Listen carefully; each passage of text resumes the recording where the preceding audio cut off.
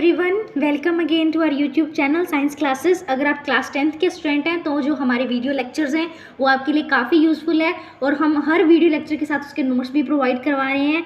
तो अगर अभी तक आपने हमारा चैनल सब्सक्राइब नहीं किया तो सब्सक्राइब कर लें, नोटिफिकेशन बेल को प्रेस कर लें ताकि आपको टाइम टाइम नोटिफिकेशंस मिलते रहें। तो हम एक्सरसाइज के क्वेश्चन पे पहुंच गए थे। हमने सारा जो चैप्टर है वो बिल्कुल अच्छे तरीके से कवर कर लिया है।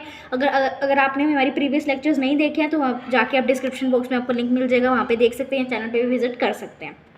सो अभी हमने लास्ट वीडियो लेक्चर में 10 क्वेश्चंस कर लिए थे, 10 क्वेश्चंस, आपके टोटल 20 क्वेश्चंस है। सो अभी हम क्वेश्चन 11 से अपना आज का लेक्चर स्टार्ट करते हैं।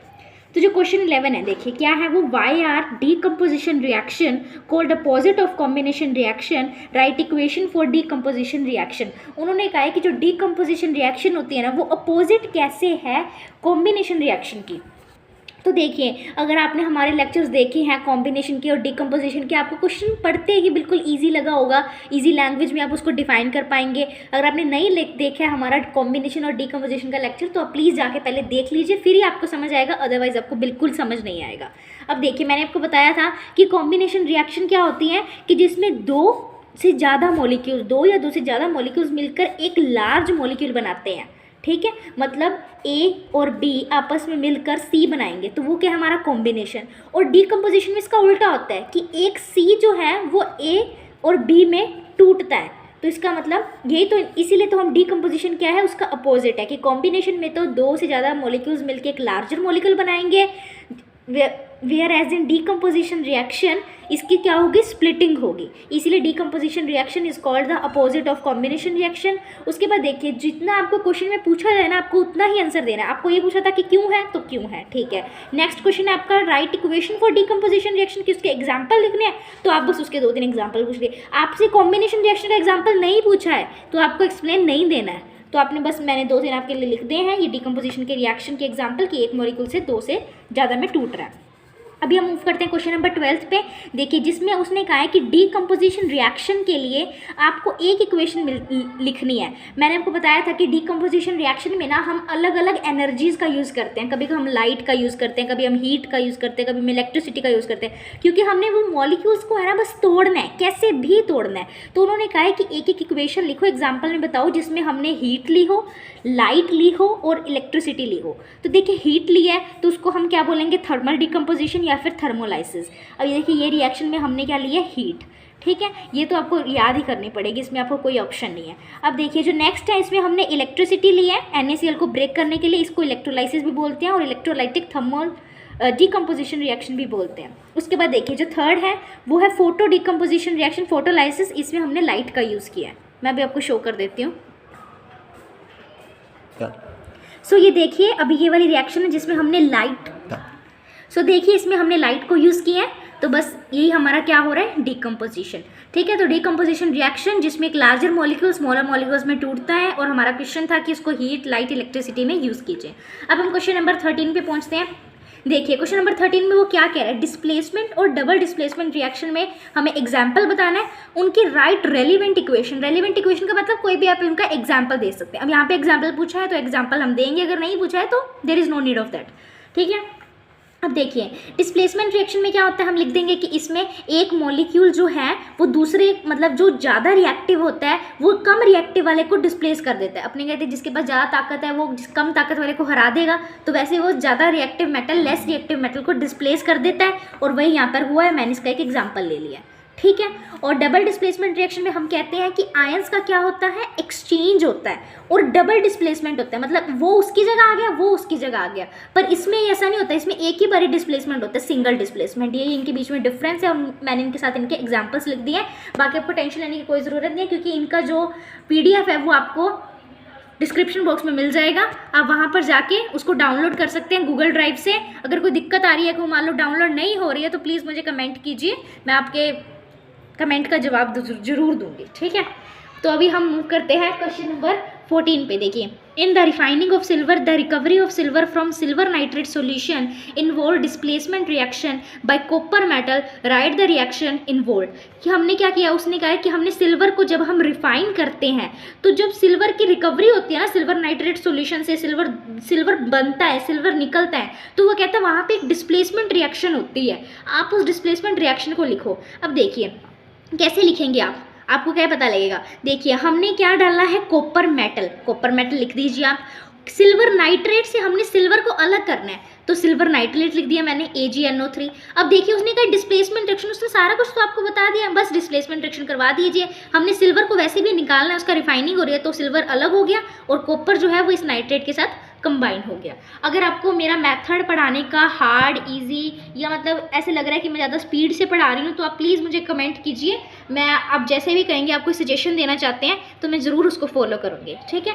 अभी हम क्वेश्चन नंबर 15 पे मूव करते हैं। उसने पूछा है प्रेसिपिटेशन रिएक्शन क्या है। आपको अगर याद होगा, आपने हमारे डबल डिस्प्लेसमेंट रिएक्शन वाला वीडियो लेक्चर देखा होगा तो मैंने उसमें आपको बताया था कि डबल डिस्प्लेसमेंट जब रिएक्शन होती है तो उसमें एक सॉलिड फॉर्म में मतलब एक प्रेसिपिटेट बन जाता है, और जिस रिएक्शन में वो प्रेसिपिटेट बनता है हम उसको प्रेसिपिटेशन रिएक्शन बोलते हैं। तो इसमें यही पूछा हुआ है कि बस प्रेसिपिटेशन रिएक्शन है क्या और उसका एग्जाम्पल क्या है।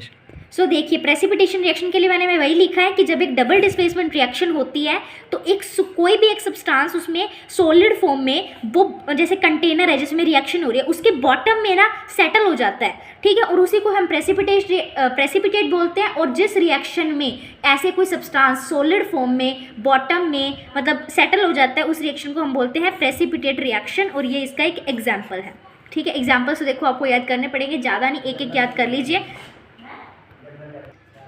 सो ये देखिए ये हमारी प्रेसिपिटेशन रिएक्शन थी, मैंने आपको बता दिया कि इसका एग्जाम्पल है। आपको एक एक एग्जाम्पल तो याद करना ही पड़ेगा क्योंकि एग्जाम्पल ज़रूर पूछा जाता है एग्जाम में। अभी हम मूव करते हैं क्वेश्चन नंबर 16 पे। देखिए अब उन्होंने कहा है कि ऑक्सीजन की गेनिंग या मतलब लूजेस, इस टर्म में हमें ऑक्सीडेशन और रिडक्शन को एक्सप्लेन करना है। वैसे तो मैंने देखो सारे क्वेश्चन जो है ना ये नोट्स में मेरे कवर हो जाएंगे, बट फिर भी मैंने आपको सेपरेटली समझाया ताकि आपको कहीं भी कोई प्रॉब्लम ना आए। तो देखिए ऑक्सीडेशन क्या होता है, जब ऑक्सीजन ऐड होता है तो मतलब ऑक्सीडेशन। उसने कहा है कि दो एग्जांपल्स देने हैं तो मैंने दोनों एग्जांपल्स लिख दिए। उसने कहा रिडक्शन जिसमें क्या होता है ऑक्सीजन रिमूव होता है, मैंने दोनों एग्जांपल दे दिए। यहाँ इसका रिमूव हो रहा है ऑक्सीजन का, यहाँ ऑक्सीजन ऐड हो रहा है, यहाँ ऑक्सीजन ऐड हो रहा है, यहाँ ऑक्सीजन रिमूव हो रहा है। अभी हम मूव करते हैं आगे। अब देखिए क्वेश्चन नंबर 17 क्या है। क्वेश्चन नंबर 17 में वो बोल रहा है कि एक शाइनी ब्राउन कलर कोई एलिमेंट है एक्स, उसको मैंने हीट किया किसमें, मतलब एयर में, और वो ब्लैक कलर का हो गया। एक तो मुझे बताना है कि वो कौन सा एलिमेंट था और जो वो ब्लैक कलर का कंपाउंड बना है वो क्या है। अब देखिए शाइनी ब्राउन कलर्ड एलिमेंट कौन सा होता है, ब्राउन जो शाइन करे, वो होता है कॉपर हमारा।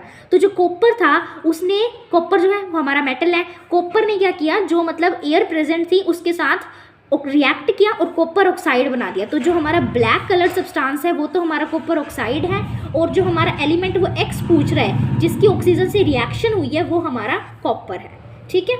आई होप आपको समझ आ रहा होगा, ठीक है। Question number 18, why do we apply paint on iron articles. Why do we apply paint on iron articles, कि हम जो आयरन के आर्टिकल्स होते हैं हमारे लोहे के, उनके ऊपर हम पेंट क्यों कर देते हैं, क्योंकि हम उनको रस्टिंग से बचाना चाहते हैं। अगर वो एयर के साथ रिएक्शन कर लेंगे तो उसके ऊपर जंग लग जाएगी। तो आयरन आर्टिकल्स आर पेंट करते हैं टू प्रिवेंट फ्रॉम रस्टिंग से बचाने के लिए। बिकॉज अगर हमने पेंट किया होगा ना तो जो सरफेस है वो मॉइस्चर और एयर के कांटेक्ट में नहीं आएगा, उनके साथ रिएक्ट नहीं करेगा। मैंने बहुत ही छोटे छोटे आंसर लिखे हैं ताकि आपको मतलब याद करने में कोई प्रॉब्लम ना होगी। आप ऑनलाइन देखेंगे तो इसके बहुत ज़्यादा लंबे लंबे आंसर लिखे हुए हैं, तो इसलिए मैंने बस जो मतलब अपने टू दी पॉइंट की बात है वो की है। बाकी अगर मान लो ये क्वेश्चन आपको बड़े में आता है, 5-6 नंबर में पूछ ले जाता है, वैसे पूछा नहीं जाता, अगर पूछ ले जाता है तो आप इसमें थोड़ा सा और रिएक्शन को एक्सप्लेन कर सकते हैं, ठीक है। अब देखिए क्वेश्चन नंबर 19, ऑयल और फैट जो कहता है, जो मतलब फूड आइटम्स होते हैं जिसमें हमारा ऑयल और फैट होता है, उनमें जो फ्लश मतलब वो भरी होती है वो कौन, नाइट्रोजन गैस। नाइट्रोजन को क्यों भरते हैं, क्योंकि देखिए नाइट्रोजन जो है वो फूड आइटम्स को रेंसिडिटी से बचाता है। रेंसिडिटी मैंने आपको बताया था कि रेंसिडिटी, कोरोजन, रस्टिंग क्या होता है। अगर आपने नहीं देखा है तो प्लीज़ जाके देख लीजिए, आपको सब कुछ क्लियर हो जाएगा।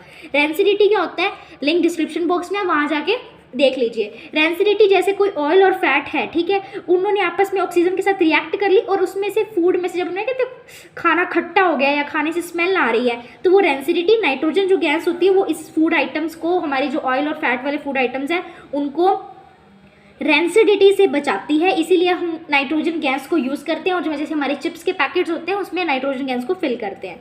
अभी हम मूव करते हैं क्वेश्चन नंबर 20 पे। देखिए explain the following with example. वही पूछा गया कि कोरोजन और रेंसिडिटी क्या है। ये मैंने आपको वीडियो लेक्चर में बता दिया है कि कोरोजन और रेंसिडिटी क्या है। अगर आप हमारे नोट्स नहीं देखे तो प्लीज़ जाके नोट्स को देखिए, वीडियो लेक्चर को समझिए। इस चैप्टर की एक पूरी PDF, अभी तो क्या हमने पार्ट्स में जैसे जैसे जितना जितना पढ़ाया था उतनी उतनी वीडियो मतलब PDF आपको प्रोवाइड की थी। अब एक इसकी पूरी PDF बना दूंगी मैं, जिसमें से आपको सारे नोट्स इकट्ठे मिल जाएंगे। अगर आपने नोट नहीं किया तो नोट कर लीजिए। अभी आपको दिखा देती हूँ कि कोरोजन और रेंसिडिटी कहाँ पर है। ये देखिए, ये हमारा पार्ट नंबर 6 है, कोरोजन, और ये रहा रेंसिडिटी। ठीक है, ये मैंने आपको अच्छी तरह से समझाया था कि कोरोजन और रेंसिडिटी क्या होते हैं। फिर भी बता देती हूँ, जब जैसे आयरन आर्टिकल्स पे जंग लग जाती है ना रेडिश ब्राउन की, तो वो रस्टिंग होता है। और जब कोई मेटल किसी मॉइस्चर के कांटेक्ट में आ जाता है तो उसको हम कोरोजन बोलते हैं। रेंसिडिटी जैसे मैंने आपको बताया कि जब कोई खाना खट्टा हो जाता है, ऑक्सीडाइज हो जाता है, तो उसको हम रेंसिडिटी बोलते हैं। तो इसी एक मिनट मैं आपको शो करती हूँ। सो अभी देख लीजिए, क्वेश्चन नंबर 20 था आपका कवर हो गया। पार्ट 6 के नोट्स में आपको मिल जाएगा, बाकी इसकी पूरी जो PDF है उसमें आप देख सकते हैं। सो इसी के साथ हमारा जो चैप्टर 1 है वो खत्म हो जाएगा है। सो बाय बाय गाइस। और आज का मैं एक थॉट लेके आई हूँ आपके लिए कि today science is the technology of tomorrow. जो आप आज की साइंस में कहीं को इंटरेस्ट नहीं होता कि हाँ यार साइंस ऐसी है बस ठीक है अपने 10th तक पढ़नी है, बट जो साइंस है ना इसी से आने वाली टेक्नोलॉजी है। अगर आप साइंस को अच्छी तरह समझ लेंगे तो कल को जैसे कोई नई भी डिवाइस आती है आप उसको भी पता लगा पाएंगे कि कैसे वर्क कर रहा है। देखिए हमारा फ्रिज है घर पे, फ्रिज कूलर ये कैसे काम करते हैं। ठीक है, ये हीट इंजन वगैरह मतलब साइंस पढ़िए, साइंस में इंटरेस्ट लीजिए। सो इसी के साथ बाय बाय गाइस।